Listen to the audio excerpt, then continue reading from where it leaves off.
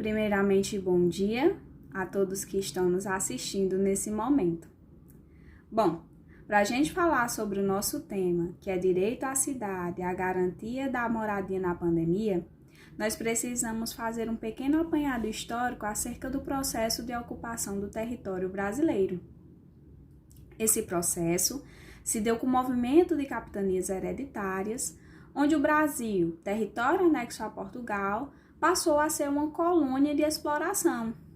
É nesse contexto de colônia de exploração que nós temos o surgimento das primeiras sociedades. E essas sociedades eram pautadas por serem segregadas. Ou seja, nós tínhamos uma pequena parcela elitista, detentora de direitos e garantias, e uma grande maioria segregada, marginalizada, que sequer tinha acesso a condições básicas de vida. É nessa base histórico-social que nós temos o desenrolar das épocas no nosso país. Ou seja, o Brasil se desenvolveu pautado em uma sociedade já de base segregada. Com o surgimento dos centros urbanos, nós temos a superlotação desses centros, os inchaços, e as políticas públicas existentes à época, elas não visavam sanar diretamente as necessidades da população. As políticas públicas eram bem mais voltadas à questão do embelezamento urbano. A exemplo da questão da abolição da escravatura, onde nós temos a ocupação dos centros urbanos do Rio de Janeiro, por exemplo, nós temos um processo que ocorreu totalmente de forma irregular. As pessoas que ali moravam não deviam habitar aquelas localidades e passaram a viver em condições insalubres. E ainda mais a questão das políticas de embelezamento do Rio de Janeiro não permitia que essas pessoas permanecessem nos locais onde elas estavam habitando. E aí essas pessoas foram ainda mais marginalizadas e passaram a ocupar morros. É aí que nós temos o surgimento das favelas, onde as pessoas ocupavam essas localidades, mas não tinham acesso às condições básicas de vida. Trazendo para o nosso contexto de agora, onde nós somos assolados pela pandemia global do coronavírus, nós temos uma grande problemática de direito urbanístico. As favelas, elas surgiram já em um contexto de marginalização. E hoje, ainda mais, nós temos esse problema de forma veemente. As favelas são localidades onde você não encontra saneamento básico, não encontra água potável, não encontra tratamento de água e esgoto. São pessoas que vivem em cômodos, muitas vezes pequenos e em grandes quantidades. E em tempos onde se solicita que haja o distanciamento social, o constante cuidado com a higiene das mãos, com a proteção do indivíduo, nós temos esse problema de direito tanto urbanístico quanto de saúde pública. Ora, se as pessoas não têm acesso a condições básicas de vida para exercerem suas necessidades físicas, como é que elas vão conseguir se proteger de uma pandemia que assola globalmente as pessoas? Então, nós temos aí uma grande tragédia anunciada, para falar a verdade. Então, quando a gente observa essas pessoas que vivem em condições inóspitas, nós passamos a entender parcialmente a quantidade de vítimas que foram assoladas. Ou seja, nas periferias das cidades e dos grandes centros urbanos, como Rio de Janeiro e São Paulo, nós tivemos uma rápida proliferação do vírus, porque com as condições que as pessoas não tendo acesso ao direito à moradia, elas viviam, então nós temos um locus de proliferação do vírus. E aí, por conseguinte, uma catástrofe dentro dessas localidades que não têm acesso a condições básicas de vida. E aí nós temos a questão da violação do direito à moradia e do direito à cidade, onde essas pessoas não têm acesso às condições básicas de vida.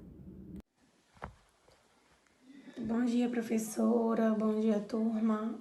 Eu irei abordar e explicar melhor para vocês sobre a função social da propriedade e sobre as suas aplicações durante a crise do Covid-19. Em primeiro lugar, é importante lembrar que uma das principais recomendações das autoridades sanitárias e da Organização Mundial da Saúde, a OMS, para o devido enfrentamento da pandemia é, no caso, o isolamento social. Porém, pode-se dizer que uma boa parte da população do país elas são compostas por populações vulneráveis, sem o devido acesso às condições de alimentação, moradia, saneamento, transporte e segurança pública, ou seja, recursos urbanos de primeira necessidade. E como também no caso das pessoas que vivem em favelas, a densidade dos assentamentos ele impede esse isolamento. Ou seja, os moradores de áreas de situação precária, eles ficam mais expostos à doença em face da razão da falta de água limpa para a higienização do próprio corpo, dos seus alimentos, dos seus utensílios, como também da falta de acesso aos serviços médicos hospitalares. Então eles têm essa necessidade de locomover-se para poder garantir a sua própria subsistência e a dos seus familiares. Então eles correm esse risco e se expõem ao contágio. Com isso, para que as populações que são vulneráveis elas possam fazer e obter uma quarentena adequada, o direito urbanístico ele recomenda a utilização de instrumentos que garantam a função social da propriedade. A primeira delas é que o poder público municipal ele pode utilizar-se da requisição administrativa dos imóveis que estão abandonados para que eles sejam utilizados por essas populações vulneráveis, sem o acesso a recursos urbanos de primeira necessidade, como no caso dos idosos e dos moradores de rua. Pelo menos para que eles possam obter uma quarentena apropriada, como eu já falei. Então, pode-se dizer que a chamada requisição administrativa, ele é um instrumento que se fundamenta na função social da propriedade e está elencada no artigo 5º da Constituição Federal, ao qual diz que, no caso de iminente perigo, a autoridade competente poderá usar da propriedade particular, assegurado ao proprietário, indenização anterior se houver dano. Ou seja, a requisição administrativa ela pode se dirigir a imóveis já identificados, como no caso dos imóveis que são utilizados pelo poder público municipal, bem como também ele pode ser direcionado a quartos de hotel durante a pandemia, especialmente nas capitais brasileiras que são mais atingidas.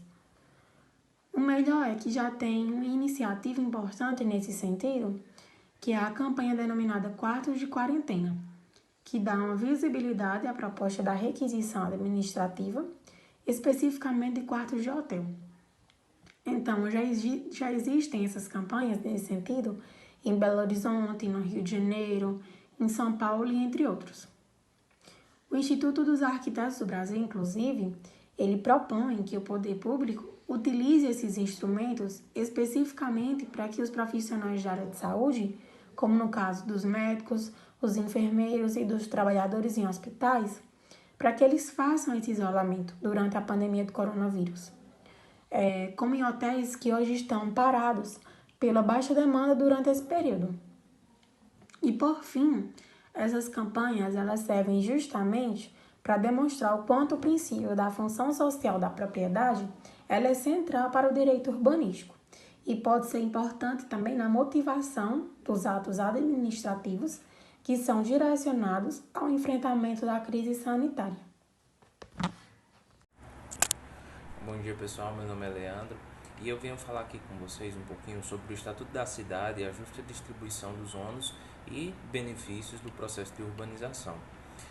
Com o crescimento populacional, a distribuição inadequada de inúmeras terras foi o que fez com que surgisse o Estatuto da Cidade como um projeto que tinha como objetivo central, a democratização da gestão das cidades por meio de uma série de diretrizes gerais quanto à execução política urbana que iriam estabelecer princípios de ordem pública e de interesse social que regulariam o uso da propriedade urbana em prol do bem coletivo, da segurança e do bem-estar dos cidadãos, assim como do equilíbrio ambiental, né? E daí o Estatuto da Sociedade, ele reúne importantes instrumentos, tanto jurídicos como tributários e urbanísticos também, que visam garantir a efetividade do plano diretor, que é aquele que é responsável pelo estabelecimento da política urbana na esfera municipal e pelo pleno desenvolvimento das funções sociais da cidade e da propriedade urbana, conforme preconiza no artigo 82 da Constituição Federal, 182 da Constituição Federal. A Lei 10.257 de julho de 2001, né, que é o Estatuto da Cidade, ela vem regulamentar os artigos 182 e 183 da Constituição Federal, que é referente à política urbana. E daí o artigo 182, ele meio que estabeleceu uma política de desenvolvimento urbano executada pelo poder público municipal, conforme diretrizes gerais fixadas em lei, que tem como objetivo ordenar esse desenvolvimento das funções sociais da cidade, bem como também garantir o bem-estar de seus habitantes, definindo instrumentos básicos desta política e do plano diretor. E com isso, o Estatuto da Cidade ele visa regulamentar essas exigências constitucionais relativas às normas, né? Essas normas de atuação do poder público, no que diz respeito ao uso da propriedade urbana em prol do interesse público, da segurança, bem como também do bem-estar dos cidadãos e do equilíbrio ambiental. Além disso, ele fixa importantes princípios básicos que irão nortear essas ações. O primeiro deles, claro, é a função social da propriedade urbana, que está lá estabelecido no artigo 5º da nossa Constituição, em seu inciso 22 e 23, que vai expor sobre o que é garantido, né, o direito da propriedade, que esse atenderá também à sua função social, né, a sua vocação social, por assim dizer. E daí o Estatuto da Sociedade ele vai estabelecer essa gestão democrática, garantindo a participação da população urbana em todas as decisões do interesse público. E essa participação popular está prevista através de associações representativas de vários segmentos da sociedade, que envolvem em todas as etapas da construção também do plano diretor, né?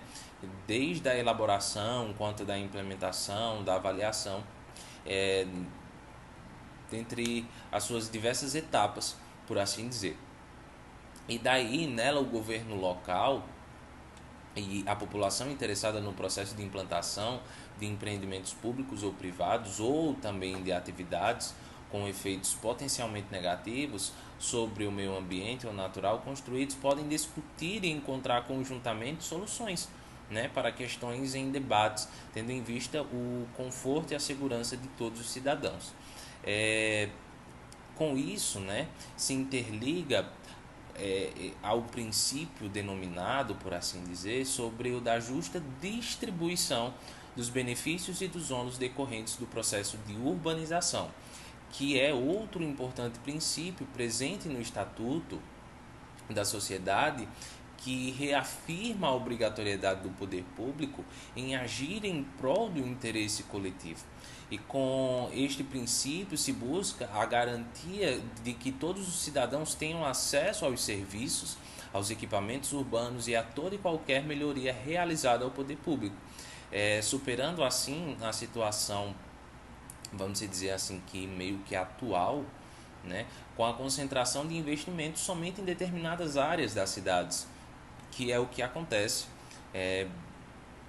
em muitas localidades, né? Você tem essa percepção de que o poder público, por assim dizer, ele prioriza algumas determinadas localidades, algumas determinadas áreas das cidades para direcionar essas melhorias e ter um foco central. E daí você vê também, né, e pode-se perceber que enquanto ele volta essa atenção somente para essas determinadas áreas que tem um cunho, por assim dizer,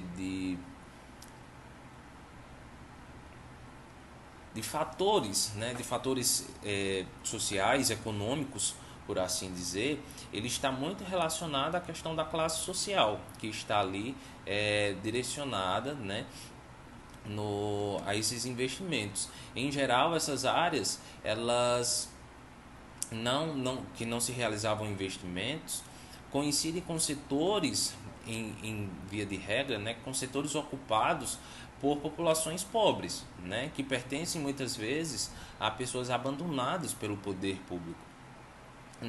E essa busca da justa distribuição dos ônus decorrentes do processo de urbanização e do poder público passa a atuar em sintonia com outro importante princípio do Estatuto da Cidade, que é o da recuperação da parcela da valorização imobiliária gerada pelo investimento público em infraestrutura social física realizados com a utilização dos impostos recolhidos e pagos por todos que até agora vinham apropriados privadamente por essas parcelas privilegiadas da população, que é um fator, como já falei, né, intimamente interligado a questões sociais, né? Então, a função do poder público é justamente atender aos anseios sociais sem fazer distinção de qualquer um, atendendo a todos. Olá pessoal, dando continuidade aqui à apresentação do nosso trabalho, eu vou falar com vocês aqui um pouco sobre a atuação do Poder Judiciário quanto à garantia do direito à moradia durante a pandemia de Covid-19. Nós sabemos que a população pobre é a que mais sofreu durante esta pandemia, principalmente por já se encontrarem em localidades das cidades que não são muito bem vistas, que não têm boas condições de saneamento, de infraestrutura, já se encontram em maior exposição. Então, além deste problema, já aumentou-se ainda mais a sua vulnerabilidade por não estarem trabalhando, né, por terem suas condições, sua renda mensal reduzida, o que ocasionou em algumas inadimplências, tendo em vista que, por serem mais pobres, a grande maioria não dispõe de título de posse, o que os colocam em uma... Não lhes dão nenhuma garantia de se manter ali naquele imóvel, lhe deixando mais sujeito a ações de despejo e de reintegração. Muitas vezes em coletividade. Em razão, para garantir esta moradia, alguns órgãos que lidam diretamente com o direito urbanístico, principalmente o Instituto Brasileiro de Direito Urbanístico, a Federação Nacional de Arquitetos e Urbanistas e o Instituto de Arquitetos do Brasil, encamparam um movimento junto ao CNJ para que algumas medidas fossem tomadas para que garantissem a moradia desta população mais pobre durante a situação de pandemia. Atendendo a esta demanda, foi criada a Lei 14.010, que tem fundamento na teoria da imprevisão. Porém, vale salientar que durante a criação desta lei, um artigo que versava sobre a suspensão da concessão das liminares de ação de despejo, concessão essa que é permitida pelo nosso Código de Processo Civil, foi vetada pelo presidente Jair Bolsonaro por entender que esta suspensão da concessão da liminar traria muita insegurança aos devedores na relação entre devedor-credor, locator e locatário, né? E ele entendeu por bem que essa suspensão de todas essas ações não seriam viáveis, não seriam corretas, pois trariam muita insegurança. Contudo, o Congresso derrubou o veto e manteve o artigo, seguindo também o que aconselhou o CNJ, que seria a suspensão de todas as ações de despejo e os mandados de reintegração de posse. Obrigada a todos que assistiram a esta apresentação. É isto.